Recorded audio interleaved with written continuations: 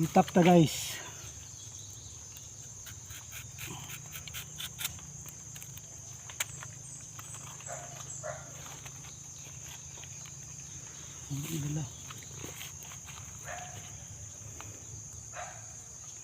Inang lang na ito nagayran guys. Kaya makasugod nagsimang, maglisod na kagbawi. Mura nagrelasyon. Kung masugdan, lisod na kay bawion.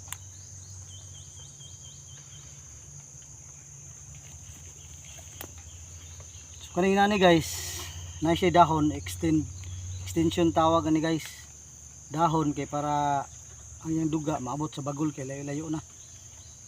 Muna nga na siya dahon. So okay ra gyapon guys, oh. Kita niyo gyapon. Kung ang imong guma dili na maghatag og maayo nga production, dili madugay, kinahanglan na nimo siyang putlon, murag relasyon.